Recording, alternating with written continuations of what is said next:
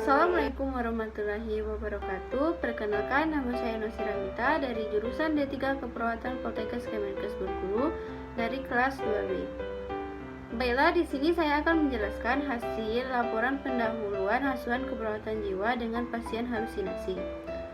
Yang pertama yaitu ada pengertian halusinasi. Halusinasi adalah gangguan persepsi sensorik dari suatu objek rangsangan dari luar.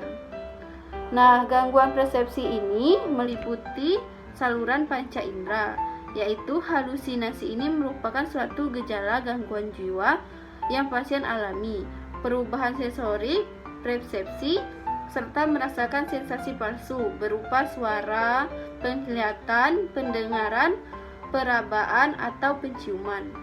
Nah, biasanya pasien ini merasakan stimulus yang sebenarnya yang tidak ada, atau asietas gangguan jiwa mengalami perubahan dalam hal orientasi realitas. Nah, selanjutnya ada etiologi halusinasi, yaitu etiologi halusinasi terdiri dari yang pertama faktor pengembang, yang kedua faktor stimulator, yang ketiga faktor biokimia, yang keempat faktor genetik dan pola asuhan, yang terakhir yaitu faktor fisiologis. Mekanisme klinis yaitu yang pertama fase pertama atau comforting, atau bisa juga yang namanya mengenang. Nah, pada fase pertama yaitu pada fase ini klien mengatakan kecemasan, stres, perasaan gelisah, atau kesepian. Yang kedua yaitu ada fase condemning atau kecemasan meningkat dan perubahan dengan pengalaman internal dan eksternal. Yang ketiga ada fase countering, yaitu halusinasi lebih menonjol, menguasai dan mengontrol klien menjadi terbiasa dan tak berdaya pada halusinasinya. Yang keempat ada fase conquering atau panik, masa terpaku dan tidak berdaya melepaskan diri dari kontrol halusinasinya. Yang selanjutnya ada gejala klinis berdasarkan halusinasi, yaitu tahap 1 halusinasi bersifat menenangkan atau gejala klinis. Yang pertama ada mengeringai atau tertawa tidak sesuai. Yang B menggerakkan bibir tanpa bicara. Yang C gerakan mata cepat. Yang B bicara lambat.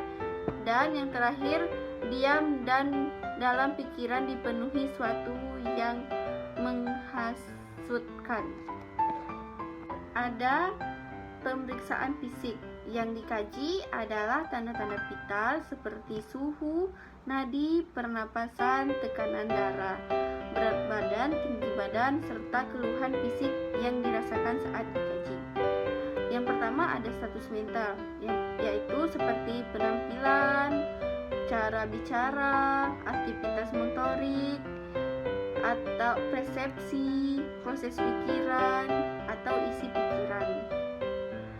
Nah, ada pun masalah keperawatan yang sering muncul seperti resiko perilaku yang mengakibatkan kekerasan. Ada diagnosa keperawatan, 1. Gangguan sensori persepsi halusinasi. Deskripsinya adalah gangguan persepsi di mana individu merasakan adanya stimulus melalui panca indera tanpa adanya rangsangan nyata. Yaitu ada data mayor, subjektifnya adalah menyatakan mendengar suara berisik atau melihat bayangan. Objektifnya bicara sendiri, tertawa sendiri, dan marah tanpa sebab. Kemudian ada data minor, yaitu subjektifnya menyatakan kesal, menyatakan senang dengan suara-suara. Kemudian ada objektifnya menyendiri dan melamun.